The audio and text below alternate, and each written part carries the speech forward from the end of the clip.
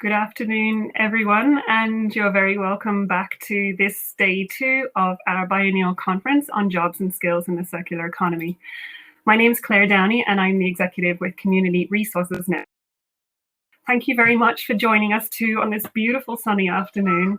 I know yesterday one delegate was tuning in from a park, which is maybe one benefit of having an online event. So wherever you are, I hope you enjoy it. For those of you who weren't able to join us, yesterday we focused on job creation and potential.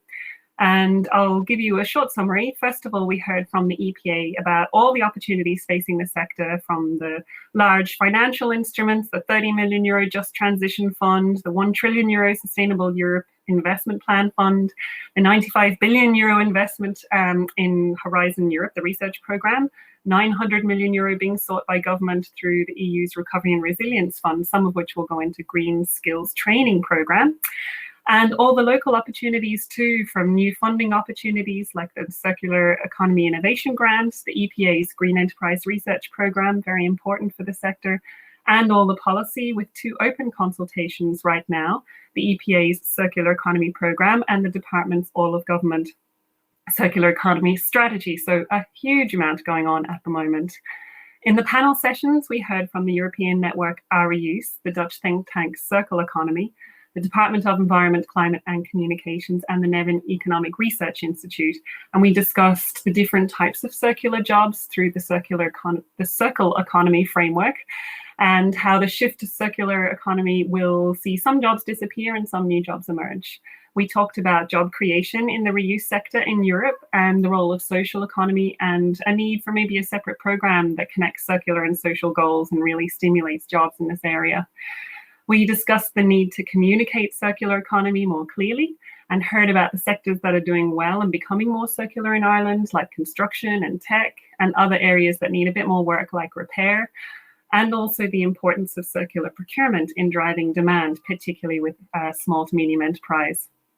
And we heard about the very recent growth in the green economy in Ireland, including jobs in repair and reuse, how jobs growth at the moment and carbon emissions are starting to decouple, but there's still a lot of inertia.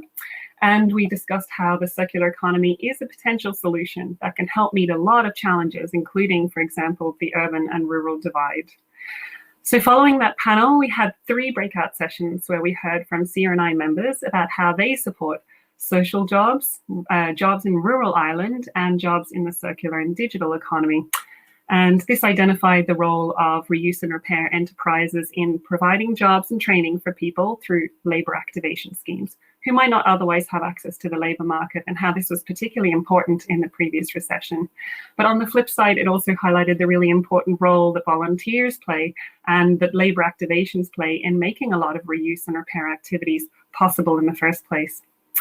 We heard about some challenges like the stigma that's attached to labour activation schemes, the cost of insurance, and the difficulty of attracting certain skills, particularly tech staff, when you have to compete with the commercial sector salaries. And it identified some interesting changes we've seen through the pandemic in consumer behaviour, and that more people are shopping local, and that this is helping drive demand for second-hand goods and help grow the sector that way.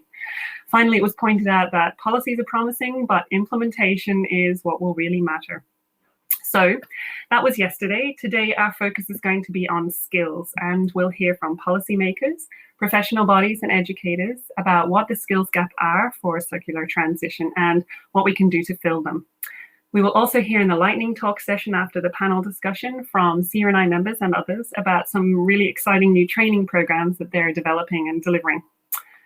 As for yesterday, this session is about discussion, getting your feedback and facilitating network and connections, and would really like to encourage you to share your thoughts in the chat and the Q&A area of the main stage or the breakout session.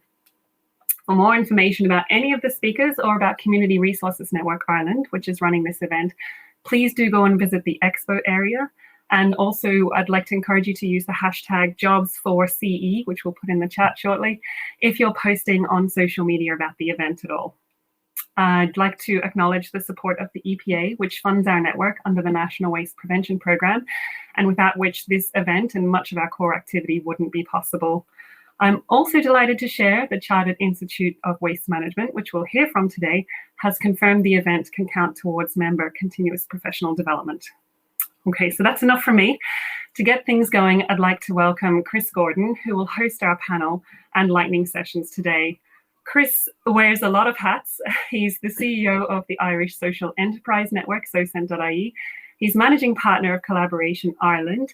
He's an adjunct teaching fellow of Trinity Business School, a facilitator for the B Corp community in Ireland, a volunteer of chair and chair of Far and Wild Social Enterprise, and is vice president of the Irish US Alumni Association.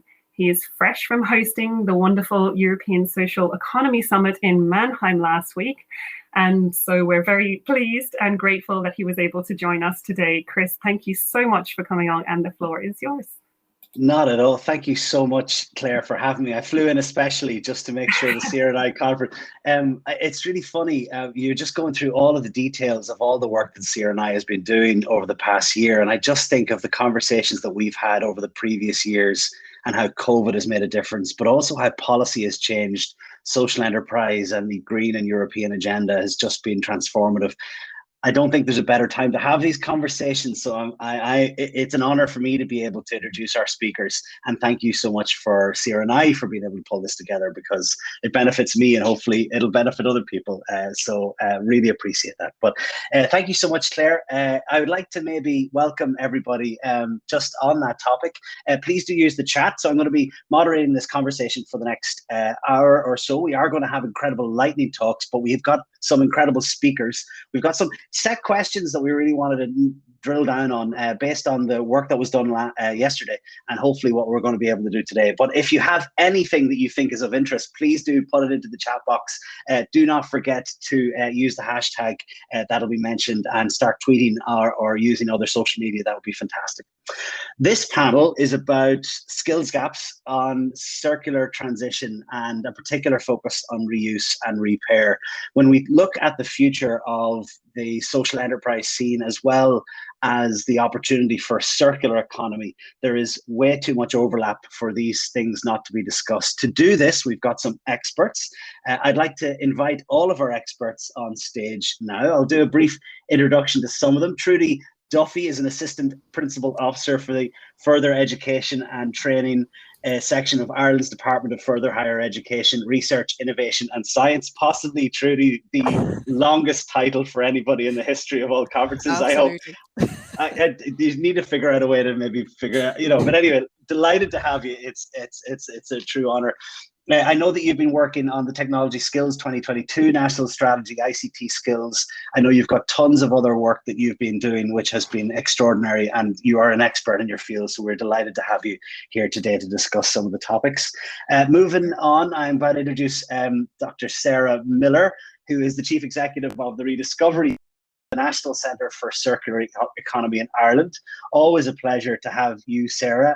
I know that your PhD is in environmental science, your heart is in the community, and you've been working with, certainly with me and with us over the past number of years in forwarding opportunities for people in all walks of life. So deeply appreciative of having your perspective here today. How are you?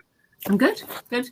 Glad to be here. So, good chance for me to test your audio. I'm only joking. That's excellent. We also have Dr. Adam Reid. There's got quite a few doctors on this panel here today.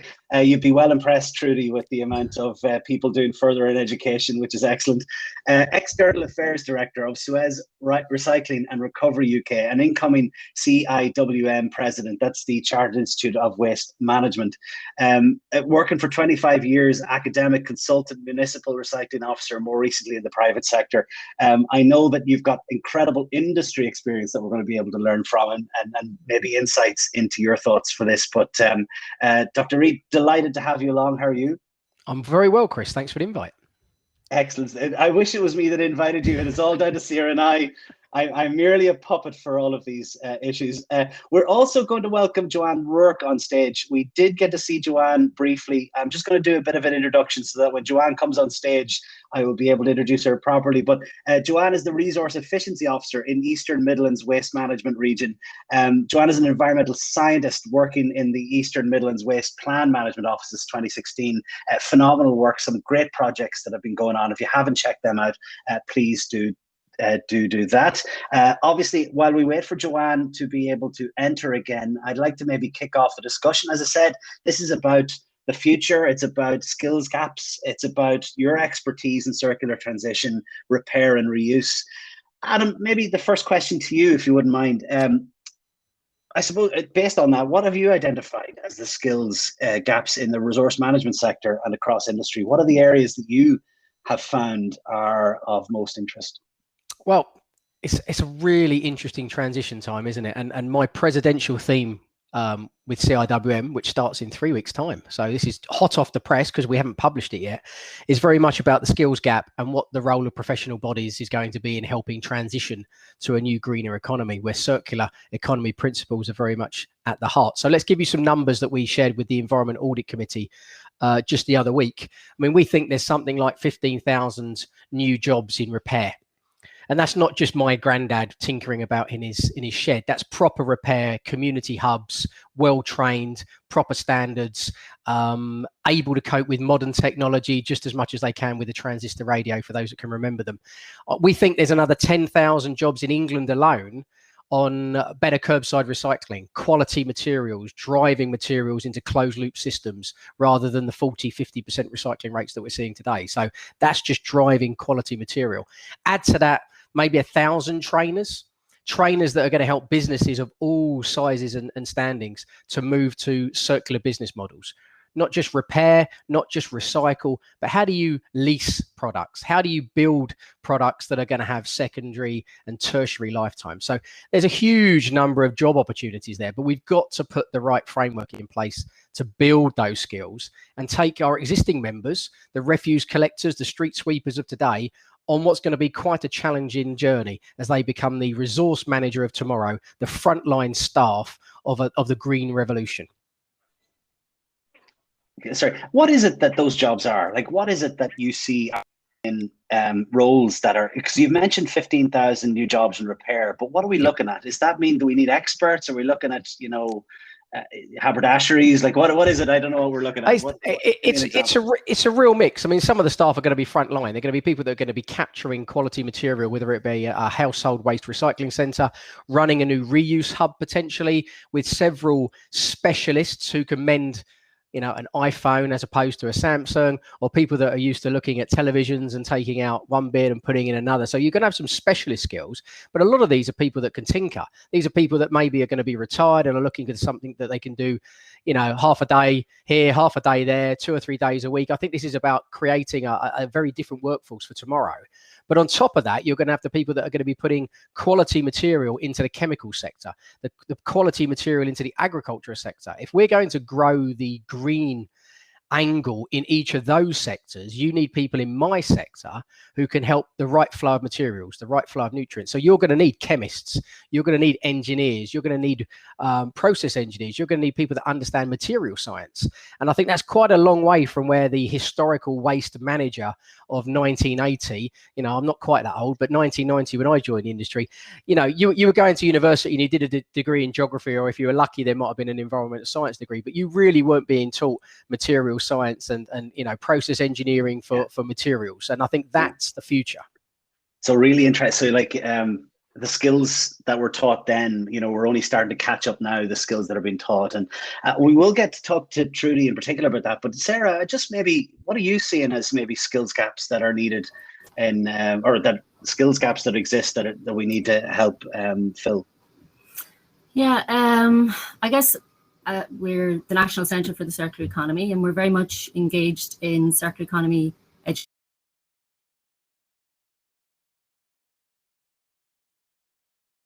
A little bit of a lag there. We do indeed. Sorry, Sarah, I think we're just... Oh, okay. Joanne, I'll come back to you, Sarah. Don't worry. Oh, Sarah, you're back? Can you hear me okay? I can indeed. In a moment. Sarah, I'll keep going ahead with that thought. Apologies. We just had a small moment. No problem. Shall I continue? Yeah. Please do. Please do. Yeah. So I suppose in our experience, like teachers and students are aware of the circular economy in many cases, and they're becoming more and more familiar with it.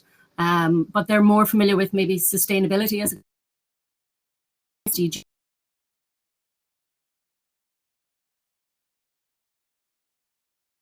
Oh, no, I'm afraid. Sarah, I'm just so sorry. It just keeps cutting out. It's very difficult. So maybe we're just going to take a moment and maybe re-log in. I'm not 100% sure if that's possible, but we'll come back to you, Sarah. All really relevant points. Joanne, I am going to move to you if that's all right. Just talking about your work, you have been working in, I did an introduction of you already, but you've been working particularly with a program called MODOS in the Dublin City Council and the local authority and the local enterprise office. And that is really focused on organizations, SMEs that are developing businesses for the circular economy.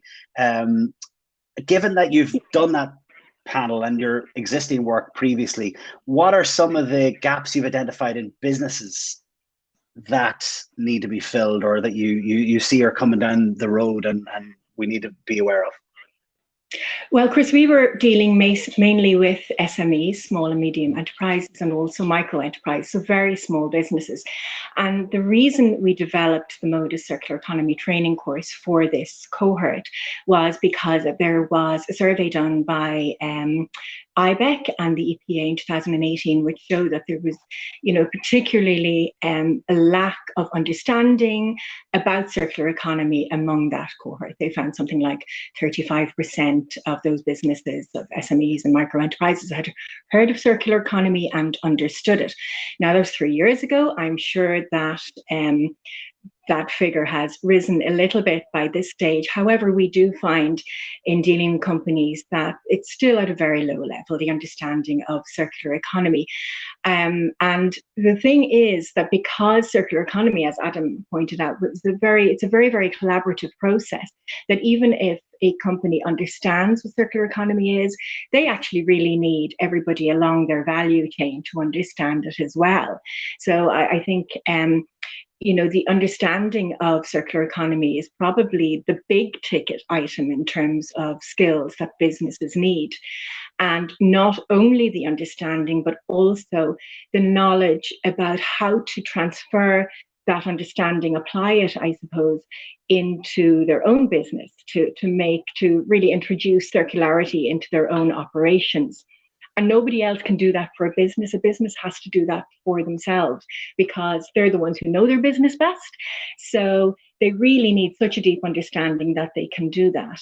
The MODOS course looked at the concept of circular economy. We looked at circular economy along supply chains and value chains, at resource efficiency. So I suppose that's the nuts and bolts of your water, waste and electricity, and also communication. Communication is also a really important skill that businesses need. They need to be able to, first of all, understand what they're doing that is sustainable, and then communicate that both to their staff to get buy-in, but also to their consumers. And they have to do it with integrity and honesty so that you're not getting greenwashing. So apart from the stuff we did on MODOS, I think another big skill that businesses are probably lacking at the moment in Ireland is the really skills around repair and knowing how to repair things, and really to get back to a repair culture. I think we used to have a repair culture. We need to foster that again. And when you're talking about repair, you're talking, of course, about designing things for repair. So that brings us on to circular design. And I think that's a really important skill and important knowledge for companies to have. And one big thing that companies used to, and still do, talk about all the time and come to us about was about packaging. Yeah. So I know it seems like a small thing, but really for businesses to figure out what packaging they need that's sustainable, but that's also appropriate for their product. And the difficulty with this is really navigating the information that's out there and balancing different environmental criteria. So for instance, is it better to get packaging that's 75% recycled, but you can get it down the road from somebody in your area, or that that it's geographically close? Or is it better to get the 100% recycled packaging, but that you have to import it from Australia or someplace? So it's Joanne, just on that. Those things. Do you notice a difference, just very quickly, just maybe 10 seconds of is there a difference between pre-startup, like I'm developing an idea, versus the ones that have to pivot a little bit? Is there a, because I think purpose is really important. You might start up a thing, and then the reality is that you can't get it made unless you do it for a cheaper cost. And so you have to eat your values, like recyclables or something like that.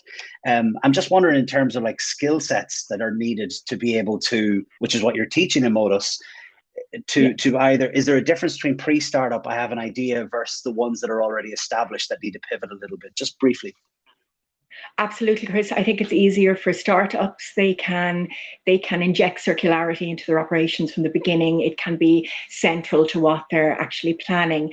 It's a little bit harder to retrofit these things. So companies who are retrofitting it have to be able to break down all the different things they're doing in their business and start one by one pushing circularity into that. So yes, I'm curious about that idea of like with the skills that are necessary, and some things that we talk about, and Adam was just talking there very much about like the physical things and the jobs that are going to be available, but there's a mindset skill that needs to be developed in thinking about these before they get to a point where something is developed or created or things like that. Sarah, I believe we've got no video, but we do have audio, so I'm deeply sorry, but you were making a point about what are the skill sets that you see as being important in the economy. Are you able to hear us? I hope so, Chris. Can you hear me okay? Good stuff. We can indeed.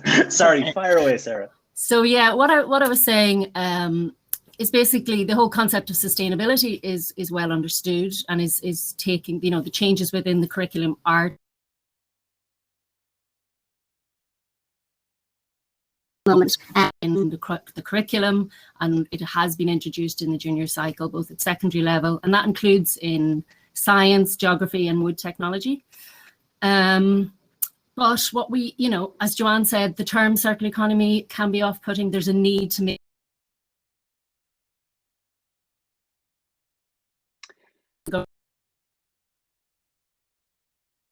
that we're all very much aware of.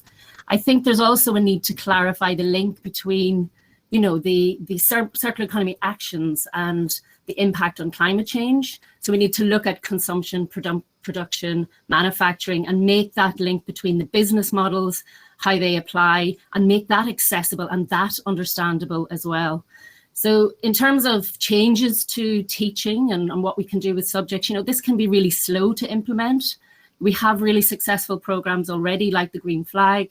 It can sometimes be easier to change those or adapt those and add complementary programs rather than changing the entire curriculum.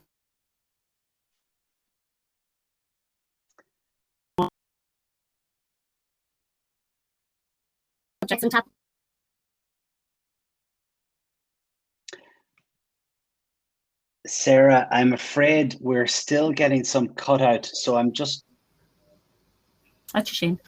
I'm sorry, Sarah. I wonder, would you maybe do us a favor to try and see if you could work with Cahar to try and see if we can get you in for the, because you're making incredible important points there with education. I'm gonna leave it there if that's okay, because it's cutting out just a bit too much at the moment until we can solve a better line. Climb up the pole, maybe that'll be good. Maybe there's better reception. But given that, Trudy, given that Sarah was talking about, education at different levels and how, there's so much being put on teachers. And I think every single conversation I have on any topic, it always comes back to we need to spend more time teaching it at primary level. But also given what Adam was saying about the types of jobs that are available and what Joanne was saying there about the skill sets required for SMEs and what's been seen there. From your point of view, future skills needs, the assessments to be done, you're in a position where you can listen to all these pieces. What's coming up for you? What do you think is the future? I think I'm going to get completely distracted at the very start of this conversation and go back to some of what Joanne said. Before I answer your question, I found something really interesting already. But, Joanne kind of brought up a bit, very kind of, clear kind of issue that we need to sort at the very beginning to see, before we start talking about, what are the technical skills, what are the business skills, we need to talk about literacy and digital literacy and enabling people to understand what's going on and make the right choices.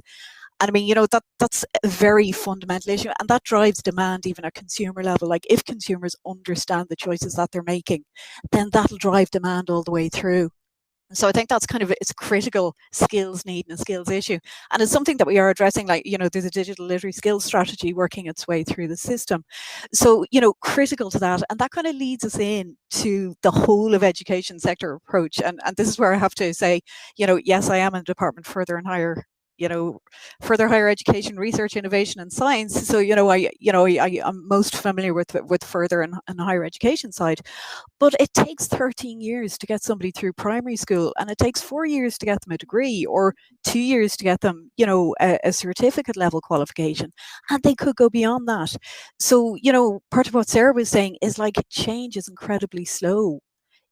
When we want to fully embed it and change culture, it can be incredibly slow. And that's why, I think, sorry, I'm covering for Sarah here just in case she doesn't get back in. That's why a lot of people try and target into, like, the first thing you'll hear in any skills demand forecast is you need to hit transition year, you need to give people work experience. Any kind of way of giving people taster sessions all the way along their education and training journey is crucial, to just, let them see what's going on, let people grow their own interest in learning. And that's another, if I play the education focus again, we're all about lifelong learning. So it's not about identifying a skills gap now and training somebody to meet that specific need. It's about training them to have that thirst for learning and the interest in learning, and knowing that they can do that themselves. Where people identify their own skills gap, there's going to be a program there to meet that need. We're good at that. We're good at delivering stuff. And I'll go on about that for hours later on in the session. I know you wanted to talk about how we meet those gaps. But, back to the initial question. What are the gaps? I mean, look, we can see the program for government is very strong. They want a circular economy. We have to deliver it. If we don't deliver it, COVID is nothing compared to the disaster that's going to hit us down the road. And that, really, let's look at the best possible thing that could happen. COVID is good. But, there is that need to transition to a circular economy. Is it feeding through in all our strategies yet? I'm not quite sure that it is. I think we're nearly there. There's those 2 open consultation sessions, which, Claire was talking about at the beginning, and she stole my thunder there, because, my thing is going to make sure you input into them. You have a chance to have your say into what's going on here. So do it, and don't miss that opportunity for everybody out there. But, education for sustainable development, it is that, what are we doing in preschool? What are we doing all the way along the education training journey? Like, it's fine.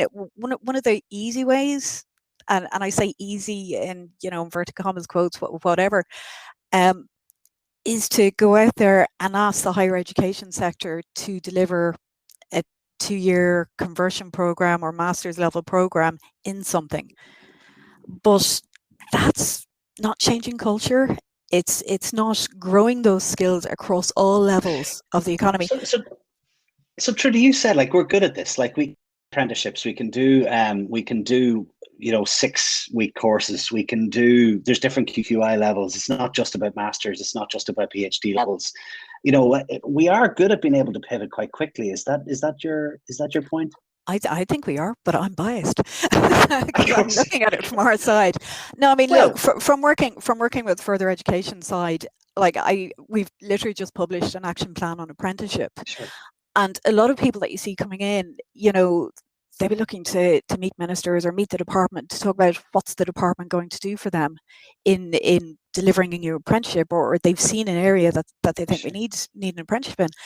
And it's kind of the way we've set the system up is it's up to industry to help meet that demand. So where industry identifies a real skills gap. Okay. And the great thing about apprenticeships, because I'm selling apprenticeships, brilliant, because I love them, they range from level 5 to 10, okay. So it's leaving cert equivalent up to doctorate level equivalent.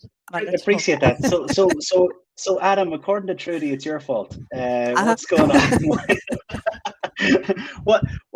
there has to be an interlocutor. There has to be a relationship between industry and organizations. There has to be, it can't just be one or the other. It's not like we can't do this because it's their fault, right? I mean, like, how do we move beyond that? What's the sort of challenges that? I mean, it's a really good point, and I would agree. It's the collaboration that's important, because we've had apprentices in my business, we've had apprentices in our sector. That's great, but some of the numbers we're talking about in terms of the scale of change that's coming over the next 5 to 10 years, if we're really going to make materials economy and circular economy work, and I totally agree with the other panelists, mindset is half the battle here, and people understanding what the right questions are. If we don't get that bit right, we're never going to get the right skills, because you'll have the wrong people in the wrong places. So the reason that CIWM, Chartered Institution of Waste Management, is so keen to be involved is it bridges the needs of industry, because its members are practitioners, but it also has this leverage with government in terms of we're a key stakeholder looking at where is the green future, where is the circular economy agenda. So we're hoping that not only can we sort of identify the gaps and prioritize those, and that's what my report will be about in a few weeks' time, but also then put in place pathways, route maps that at very different levels in the system. So from street sweepers to entrepreneurs who are coming up with new business models, it's going to be a series of, of target career paths almost. And on those journeys, you're going to need these kinds of skills: entrepreneurial, circular economy thinking, digital, IT, social soft skills. I mean, the art of, engagement and behavior change. I think they're all going to be part of this. And I think to create a route map there that's got multiple channels and multiple actors that we can all tick and agree to, and the government can go, we like the sound of that, we'll support that. Industry is already going to put money up. Local government is going to support that because they're going to have a skills gap. Now we can go, there's a map that we all like the sound of. But the worry I've got is a map for the resource and waste industry isn't necessarily a map for a green economy. And we're going to actually be competing for some of the people who are going to be in green energy, or they're going to be in biodiversity. And I worry there is not going to be enough green in the sectors going forward. I want to go back to Sarah, but Trudy first, were you going to jump in there back to Adam? No, absolutely. You thought that I was going to accuse him of is it them or us? I was hoping. No, it's all of us. You're all very agreeing much too so. much, and I was hoping there'd be some disagreement on the panel today. But no, Trudy. I mean, look, I think it's very clear. And we have a really good structure in place to do that as well. So we have regional skills for our managers. We have the facilities there for people to engage, and we're trying to make that better as well. So anytime that we can do that, we will do that. So I'm sorry to disappoint you. I would have loved to have. Don't worry, I'll get disagreement. I'll find it before the end of the year. Sarah, you'll help me. No. If it's all happy clappy and everything's going well and everything's brilliant, right? I mean, surely there can't be any pitfalls or downfalls that we're not addressing at the moment. Is there any things that we could be doing better?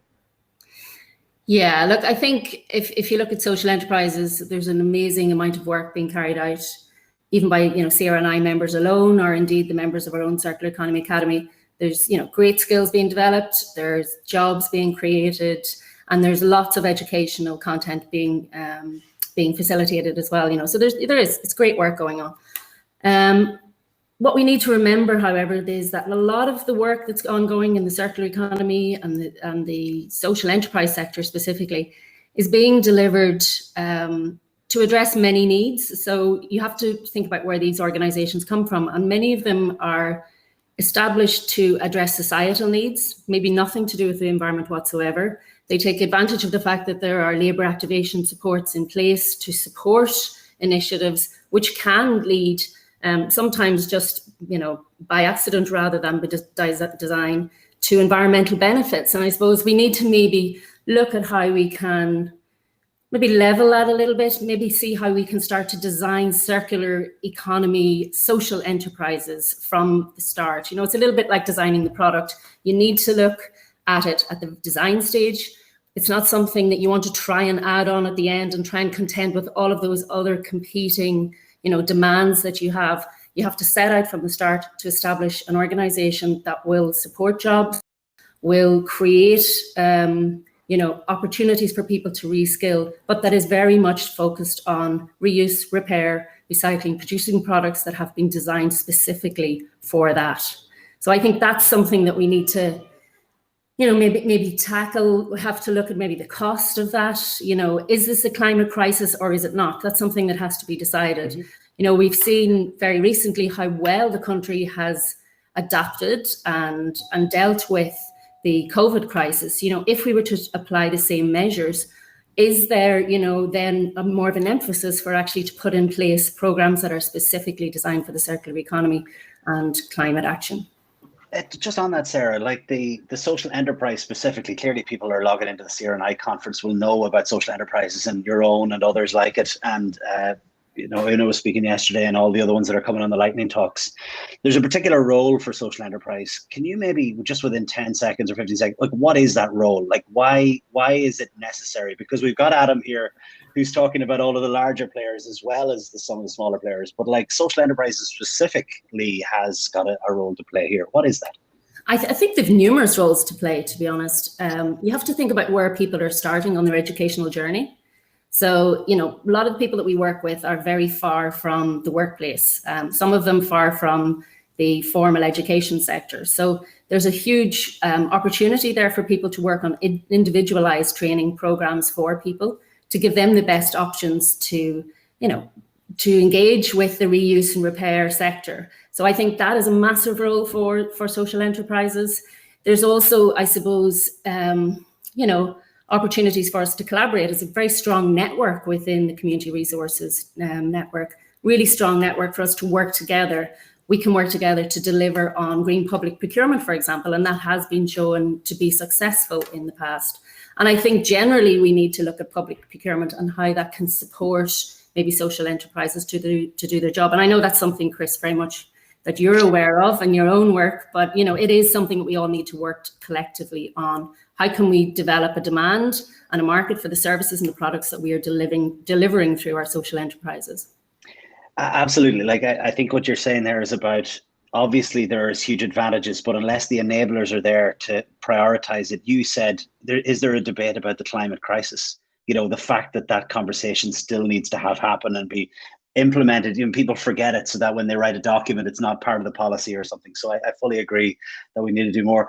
Joanne, what are you seeing? What are the things that are necessary to enable that environment better, given that social enterprise, government departments, what it's like to run regional things? Like what are we still missing? What's the missing piece here, or what are we still looking for? Well, I think all the panelists have alluded to the fact that this isn't just about teaching businesses or people specific skills. Obviously businesses need circular economy training and so on, but it goes far beyond that. It goes far beyond that because businesses also need resources. They need networks where there is support there. And they need to see that it's not just about the environmental benefits, it's also about the social and business and economic developments, benefits, sorry. And I think one way to do that is to build up a library of case studies, because we need to, really need to sell this to businesses, not just tell them what to do. We need to sell it to them. I think Adam has said a lot there about collaboration and collaborative mindsets, and I think this is really, really important. I think in putting together policies about circular economy, we need to involve a much wider range of stakeholders than we would if we were just putting together a waste management plan. I think Adam is absolutely right in that it's a completely different set of stakeholders. For instance, I think one particular stakeholder who we haven't been engaging as much as we should are probably the unions, because labour is such an important part of circular economy. And also, in a circular economy, certain jobs are going to be fed while other ones are going to be created. And we need to do that in a just way. We need to have a just transition.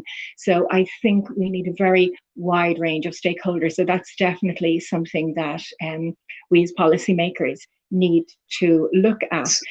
When we were working with the businesses in Modus, they were also talking about things, and this was I think, surprising, but when you think about it, maybe not so much. So they weren't looking for financial supports in terms of grants, but what they were looking for were things like tax incentives for repair and reuse and so on. That was really important to them. And I think that would fit in with a lot of what Sarah was saying there about social enterprise. As well as that, we really need to accelerate our speeding towards green public procurement, because that's one way that we can really support social enterprises and small businesses who are trying to start up in the circular economy space. I think that's a really important thing to do as well. I also think we have to look at this as, we need to look at networks in a sort of regional way. When Zero Waste Scotland, and they've done wonderful things in circular economy in Scotland, when Zero Waste Scotland were looking at how they would bring Scotland towards a circular economy, they tried to do a circular Scotland and it didn't work. What they found worked was circular regions and circular cities. And the OECD are doing a lot of work around circular cities. Both myself and Sarah sit on some workshop groups around that. And I think that we really do need to look at circular regions within Ireland. I would love to see circular Dublin and circular Cork and circular Midlands. And I think this is something we really do need to work and work. You've heard it here. You've heard it here first. This is going to happen. I suppose I just want to double down on something, because I think so many of you, I think if we were to harvest all of the things that you guys have been said, we're taking up in these particular strands, not to go negative, but just given that there's a stakeholder piece that needs to be done here, we're not to forget, but we want to move this forward. We don't want to be in talking circles. Like, we want to talk about actions, barriers first, like very briefly, not to like just bullet points, like, who are we not engaging? What are we not doing? Like, I hate to say this, but like, if it's so damn good, why hasn't it been done already, right? This is the kind of, what are the actual issues? Or perhaps we're already well on the journey, we just don't realize it. Like, what's the, just bullet point barriers? Adam, maybe shoot, I don't know if you've got any off the top of your mind. So small businesses don't know what they don't know and never invest enough time in education. So that's number one. Number two, big businesses are too stuck with their business model, which means that's somewhere over there and it isn't going to affect my numbers tomorrow. And so often we're slow to react. And I think if you take those two parts of your system and they both got inertia for different reasons, where's the driving force? So actually inertia is the kind of status quo, isn't it? How do we overcome inertia? Is that money? What's the barrier? I think it's clarity of evidence. I think when the UK more generally put in some non-landfill policies, you started to invest in non-landfill technology, and I think we need to be clear about the green recovery agenda so that you can then map investing in solutions, whether they be technology based or repair based or they're a different business model. You need to be able to say, 5 years from now, they're going to pay off. No questions. I'm going to start investing in my staff now, so I'm ready for the opportunity. If you can't see that tipping point is anytime soon, you just won't invest, because you've got to keep your business above board now, haven't you? The imperative is to be profitable tomorrow and next week and next month. So I think clarity of the policy gives you clarity of the evidence, which gives you investability. And I think that's no different for small businesses, but you need to get it on their radar. And as somebody that spent a lot of time doing education of businesses before I joined the private sector, it's easy when you've got them in a room, but how do you get them in the room? And it's also like, I think, so the inertia there, how do you get them in the room? But also, if you want to have policy that'll change, that'll impact them, they have to be consulted in advance. And that's a whole thing. And it takes a while to do the policy. We're stuck back in this thing. Is there anything else that we could be doing? Joanne, any thoughts on just the inertia, the barriers, just, who's to blame? Well, there is a national circular economy strategy in draft form at the moment, and that's been formulated. And it's quite ambitious, but I think it has to be, because we have to move fast on this. And one of the suggestions in there is a national awareness campaign. And I think that is absolutely vital, because it's not enough just educating businesses, or, we need to educate publics, we need to educate universities, we need the whole of society. This is a very, very, very collaborative process. that we need to get us to a circular economy. And I think that really is key to this. We need to really go faster with our green public procurement. We need to measure circularity. We need to start measuring how circular we are.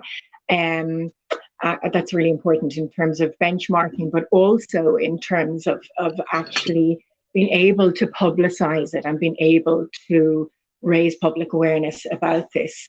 And as I said before, I love to see circular regions. I think that would be, it's really important for awareness. It signals our commitment. It's a way of marketing ourselves as well internationally to show that we are serious about this. I think all those things. So once people, you're saying that once the general public can kind of put pressure as well because they have the ability, that also makes these are all parts of the puzzle.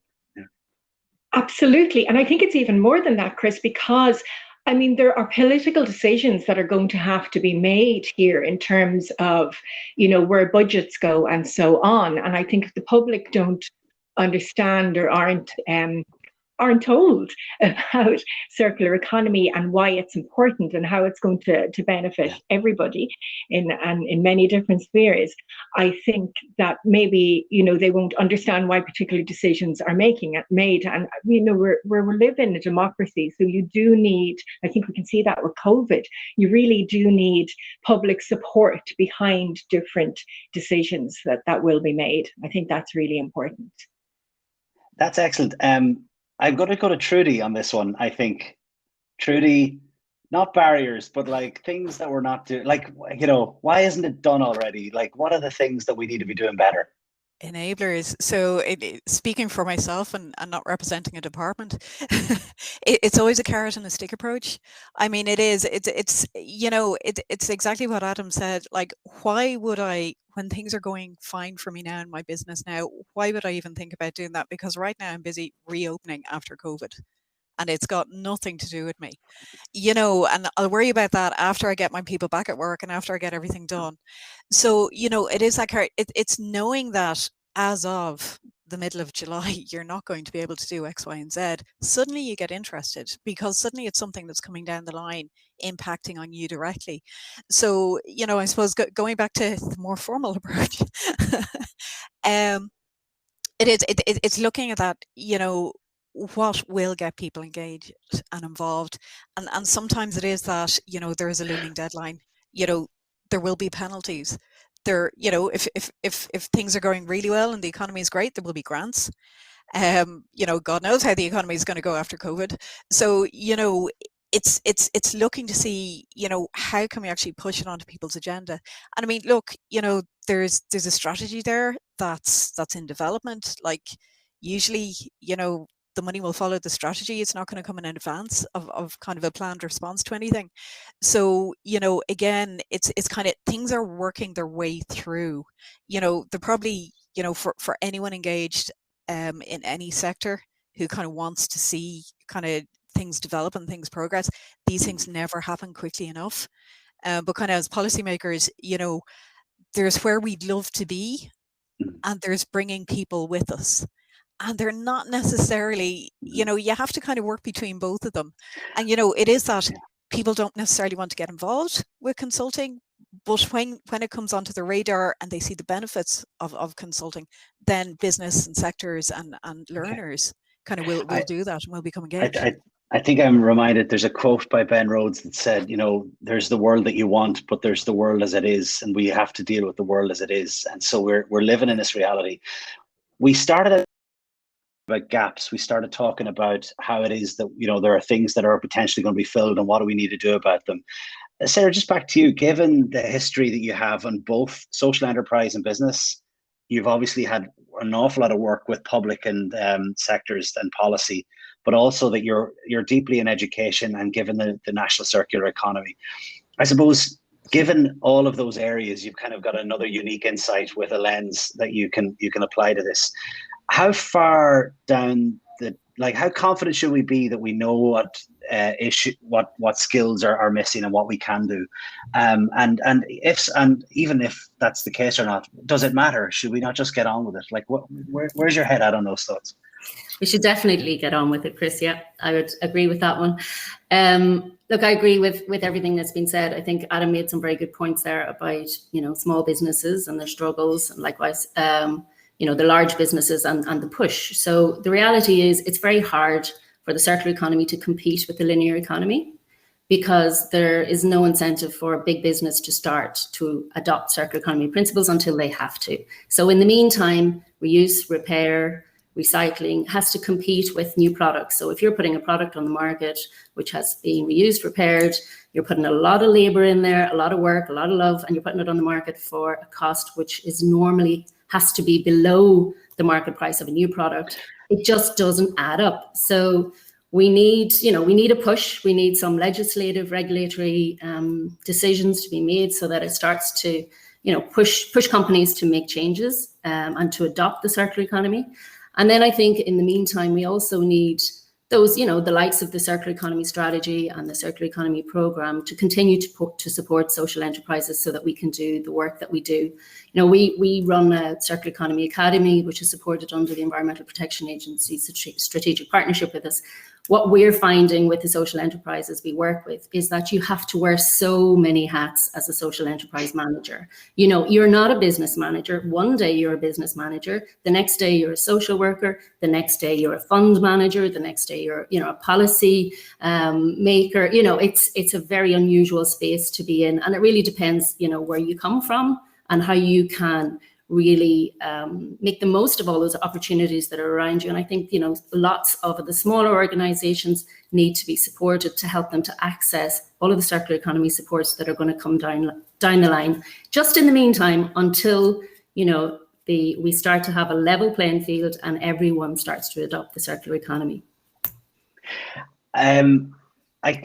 Given that there's so much that can happen in the space, and I think you're probably at the forefront of that, I'm just wondering if you could identify one or two things that would be helpful, given that you're seeing the circular economy from sort of all those angles. I just wonder if you've got a point of view about priority. Yeah, I think, look, there's lots of really good work being done already, but a lot of social enterprises are struggling and they need additional support. There's a brilliant community services program. Our members that, have the good fortune to be part of that run really good, social, economically and environmentally beneficial organizations. Those that aren't are really struggling to, find funds to pay staff. And until, I suppose, we put some kind of a value on, those social and environmental outcomes that we deliver, then it's difficult for organizations to survive, I think. So that's an easy one, widen CSP so that more social enterprises can avail of it, or make perhaps a specific, climate related community services program that we could all, apply for, and we could show our great environmental and social benefits. Absolutely. And given that social enterprise have a role in employing people who are socially excluded, marginalized, given those the skills so that they're not employed full time by the social enterprise, but that they're moved on to industry. Adam, do you see that there's more? I mean, you're coming into the presidency now of the CIWM, and you've got all of these organizations and they're all going to have their own thing. I presume they're going to have their bottom line. Clearly, they've got the environment in their minds. Social doesn't play any role in that at all, does it? Well, it does, actually. So SUEZ, first and foremost, is we work on the triple bottom line. Every investment decision we make has to have social value attached to it, and we have to be able to demonstrate that. Otherwise, you won't get an investment. So not only are we employing young offenders at many of our HWRCs on reuse and repair activities currently, and they then move on through the business as they develop the right skills and experience. But through CIWM, we're now looking at a much broader group of social enterprises, let's call them, who can operate in partnership with big business and can provide the fleet of foot, the unique skills in a particular geography. And certainly it's a model that at SUEZ we've used. The creation of the UK's largest reuse hub in Greater Manchester is a partnership between us and a number of social enterprises from Manchester, focusing on social needs and social benefits. And I think that's the future, is as we go on the journey, we've got to collaborate, and it's working with the institutions and organizations that have the unique skills and view that will enable a big business like mine to transform. And so as president of CIWM, I'm very much looking at how do I bring some of those disparate groups together so that social value and social inclusion is at the heart of a resource management agenda, and therefore the circular economy will benefit. Really interesting that you've got that triple bottom line. Do many of your members share the same thing?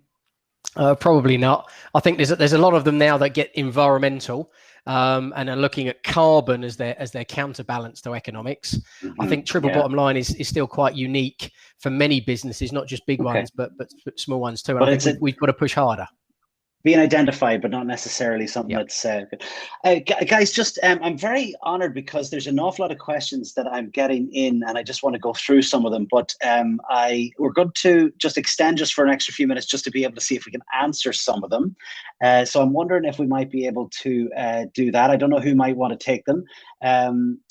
Charles Levitt asks, I believe that Trina is correct. Far too much pressure is put on individuals to invest in education. Shouldn't more work opportunities in green agenda be started at the business scale? Joanne, would you believe that, you know, we need to do a bit more education in people setting up businesses? There's more necessary, there's more needed?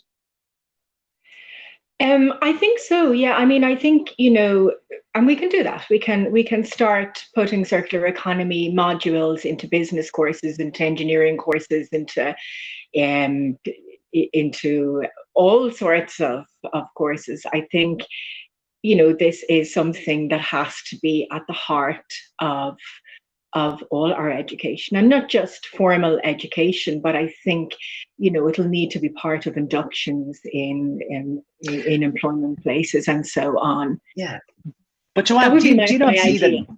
No, but do you not see that people, like I work at a university, and obviously there's a lot of people that know that the environment is clearly an important thing. They're starting to get to grips with social, but we're getting there, aren't we? We're starting. Is that me just being an idiot, or? I think we definitely are. I think we need to join the dots a little bit more for people as well. I mean, you can teach somebody something, but you know, you have to show them how it can be applied as well. I think when I read that out, I said Trina, and it should have been Trudy. Apologies. So Trudy, there was somebody for you. I don't know who I thought was Trina. I was just reading verbatim. I probably should proofread some of these questions before Claire said this to me. I just wanted to add, there was a question there about right to repair. I mean, does anybody have? So the question is, could the panel explain right to repair legislation that might facilitate the reuse and repair sector and jobs training opportunities for social enterprises? Not going into too much detail on it, we can all Google right to repair, but it is important legislation. Anybody want to take that? Maybe Sarah, given? Oh, maybe, no. Of the sustainable products principle, you know, so how are we going to apply product principles to manufacturers so that they are built for durability, so they're not, you know, batteries aren't running out after 2 years and we're having to replace products, so that they're built so they can be reused, repaired, so that people have access to manuals so they can be refixed. So it's all of that information really, and putting in place the legislation to make sure that that happens. And you know, it's obviously critical if we're going to make changes to sustainable production and consumption. And something that we very much lobby for, obviously, within CRNI and within our own organisation as well. So I hate to ask a stupid question, but is there opportunities then for social enterprise specifically as a result? Yeah, of course. I think there's.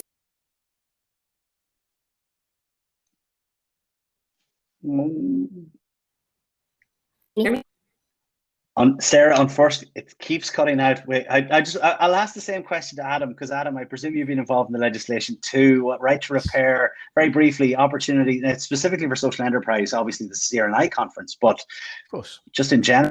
I mean, I think, yeah, absolutely. I mean, the idea that manufacturers are going to have to produce manuals that, in theory, anybody that's been through some training could then utilize, I think that's a massive opportunity for local provision. And the idea that, you know, in my village, there could be 5 people that could repair an iPhone seems like a brilliant opportunity.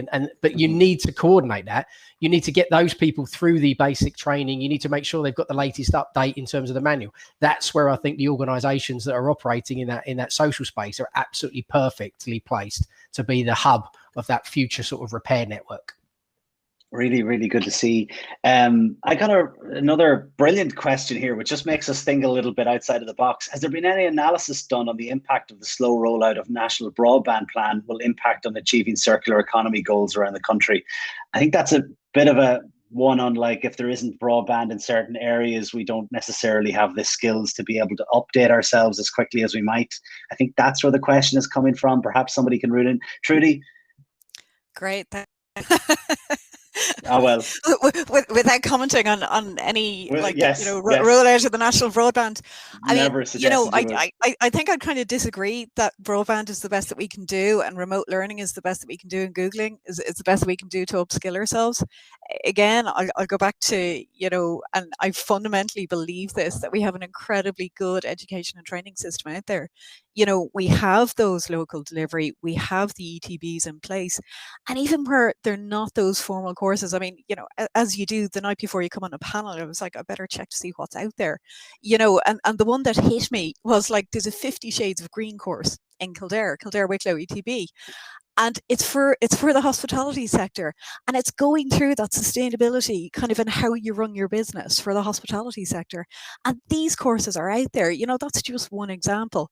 So even where we're not talking about, you know, the technical aspects, and, you know, I could go into apprenticeship for days, and, you know, that bounces back to where are we with the partners and engaging with the unions, you know, in terms of, am I going to give somebody a short course to teach them how to do, you know, electrical repair? And I'm not sure that that's, you know, something that we can look at even from a health and safety perspective, you know, and the certification of electrical, you know, works and all that kind of good stuff. But, you know, there are areas that can be delivered, that are delivered locally. We have community education. You know, we have the PLC courses, we have the postgrad courses, we have the online postgrad courses, but, you know, if we're criticising the rollout of rural broadband, then I won't go there. But, you know, we have those community education courses that get in there at the heart of the community, get people involved in education who may not have been involved in education before. Like I did a rotation a couple of years ago, as you do as a civil servant, in different parts of the department, and I was very much involved with the community education side. And it was the guys in, you know, in the men's shed in Leitrim, who started with basket weaving and went on to deliver, you know, a history of the local community, you know, and it's getting people engaged at whatever level. And we can do that with the circular economy. You know, you can do the repairs, you can do the clothing, you know, you can get people in at that level. And, like, you know, the sky's the limit at that point. Once you get people in, you can bring them anywhere. So there's opportunities. It's not just doing one thing. Obviously, there's more than just you know, the one course going on or one organization. There's plenty out there. Climate change leaders. There's tons of things that are going on for you to find out the information. It isn't just for one group to do it. That's really interesting. Joanne, I presume there's so many courses like Modos and others, but like you run your own courses and then you would be aware of others. When I get this an awful lot, which is like, oh, there's nothing there about social enterprise, but in fact, there's no one teaching you to know that there's something there about social enterprise. You just got to find it, get in, talk to somebody, root around, and you'll realize there's starting to become more supports. It's the same with environmental education, circular economy, skills. You need to get in there and root around. There is stuff if you want to find it, isn't there? Oh, absolutely. There's lots. I mean, there's Modus, but there's lots of other circular economy training programs coming online, and also, you know, sustainability programs and all, and so on. Like recently, the LEOs launched a Green for Micro program for micro enterprises, and there are lots there. But I think the thing is, we find with Modus that the hardest thing to do is to recruit companies. So I think there still is a piece there where companies will go, well, why should we do it? So that is one gap that needs to be looked at. And I think, you know, I mean, I don't mind what course companies do, whether it's Modus or another one, because there's lots of companies out there to be educated, and we need to do it fast, as long as the course is really good. And I think what we probably need to start doing is to roll out these courses through those organizations that business would look to anyway, like LEOs, chambers of commerce, and so on. The organizations that businesses look to for resources, because they have a relationship with them, they have the networks built up already, they trust them, and so on. So I think that's the way we need to start doing it. But we need to give businesses a reason to do it as well. We need to get them to see that it needs to be done. And I think a national awareness campaign would help in that respect. And I think it's like everything else, you know, a momentum needs to be built. We need to start building that momentum. We are in the final minutes of this conversation. I just have one quick question that came from chat, and it's to Adam. It's about triple bottom line. How is it that you guys are measuring it? But you only have 20 seconds, like, you know. We've got some key indicators. So, you know, number of businesses within a 5-mile radius of our site that we are utilising, for example, and you can map that and measure that. How many employees live within 5 miles or 10 miles? We can map that. We also have a social value calculator tool, which works with, you know, national organisations, so you can benchmark it. How much of our activities are generating social value or local value, whether it be local produce, local employment, local beach cleans, local anything. So we're starting to build a baseline that we can then ensure we're making progress and replicating it from every location, not just those that have a greener, more social heart at them, shall we say. So everywhere should have a baseline and move forward. That is brilliant, and I think I need to give a shout out for the likes of B Corps and other organizations that are business.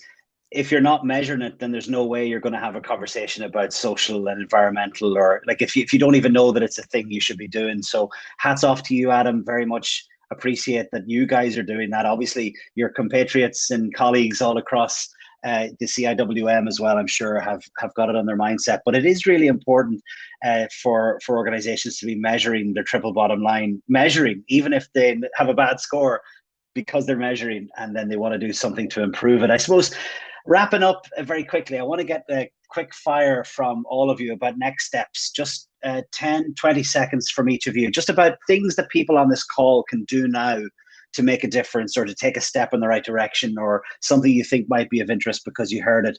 Sarah, I'm just going to go to you first, if that's all right. Just maybe step in the right direction, maybe call to action or something else. What have you got for us? Okay, well, I think as first off, we can look at the circular economy strategy that's open for consultation at the moment and closing next week. Likewise, the EPA circular economy program. So, you know, organizations can look at that, see, does it meet the needs of the social and circular economy? And if it doesn't, then, you know, share those thoughts with the Department of the Environment and also with the EPA. I think that's a good place to start. And obviously that education policy for education for sustainable development is also open. A little bit more time on that one. You've got to the 30th of June to put your thoughts in that one. But yeah, there's lots. We're hosting a Right to Repair event actually with the EPA, and we have the Minister for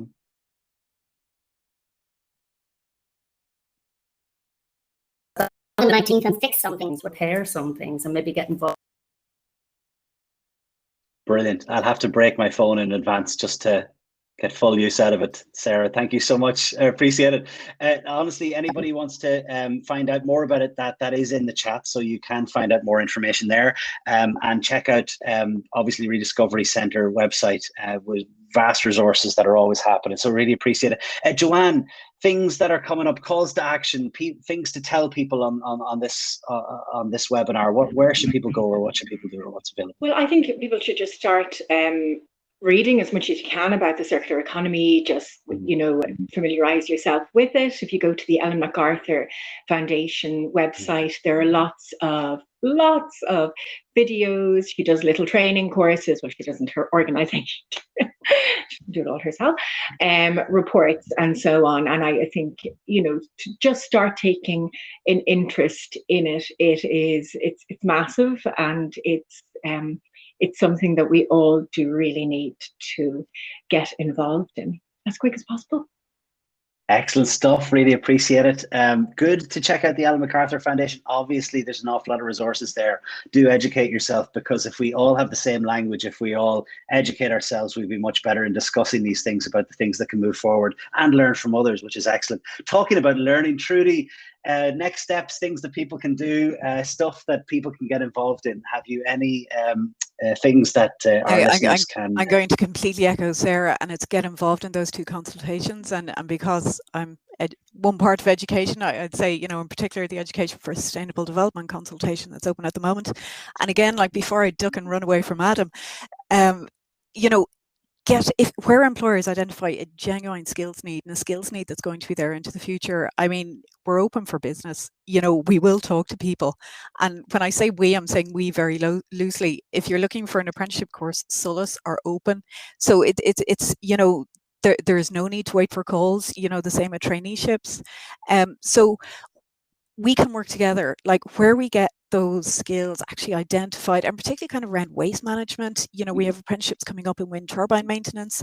You know, we are looking at green skills, like the government's looking at green skills. You know, if it's not green skills and it's not digitalization, you know, and or housing, there are three biggies at the moment. You know, so this is topical, you know, and look, it's needed, you know, and as the strategies come on, we can go and advance those. So where we identify those issues, you know, and those skills needs, like, come talk to us.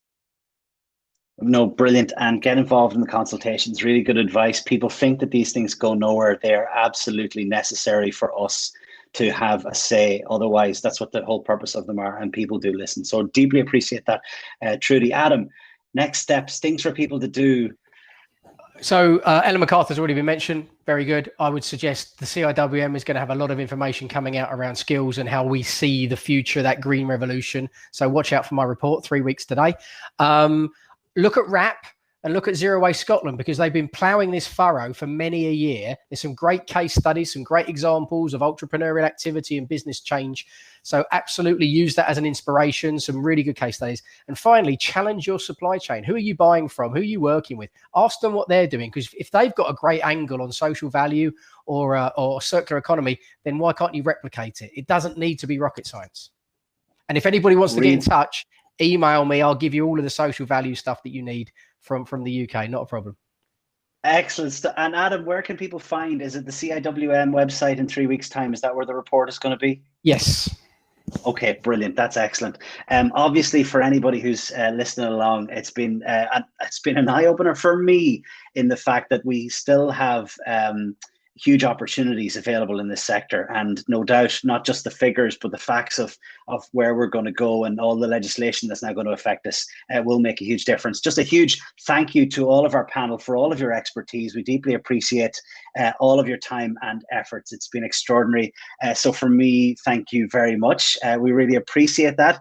To the next stage of our conference, I'm delighted to be able to welcome on some lightning talks. To do that, I'm going to invite on Claire Downey, who's going to come on to the session. Claire, I hope you are about. I don't know if you're lurking around in the backstage area. For all of us that have thoughts on what we think is going on, we're going to give you some hard examples of people in our area and our field that are making a huge difference. To do that, we're going to enter into breakout sessions. Those breakout sessions will be as interactive as we possibly can make it with the chat channel. But to tell us more about all of it, Claire, I think you've got some more information about what's happening next. Yes, that's fantastic. Thank you, Chris, for a fantastic discussion, and all the panelists. As you will have noticed, if you were watching the schedule, we've gone over time, and we let that time go over because it was such a great discussion. We didn't want to finish it. But not to worry, we're not at all taking away from the lightning sessions. We had built in a little bit of room at the end, and that's what's coming next. So the lightning sessions are going to be in the sessions tab on the left-hand side. We'll give you a couple of minutes, so it'll be maybe 16 past 3 minutes. Is that enough time to pop over?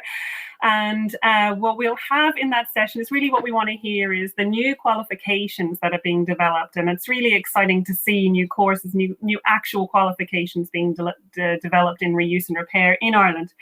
And we'll hear from a couple of CRNI members and another organisation working on a course for electrical repairs. And each speaker will have 5 minutes to outline the training they're delivering or their experiences with the training. So we have someone who's been on one of the courses, which is fantastic, and the impact it has and any plans for future training, just to really illustrate, I suppose, the previous conversation, what's happening on the ground right now. So if you could leave the main stage at this point and pop into sessions, you'll see Chris again. and he'll be letting our speakers tell you everything that's happening there. So please do join us in the sessions now. Thank you. See you there.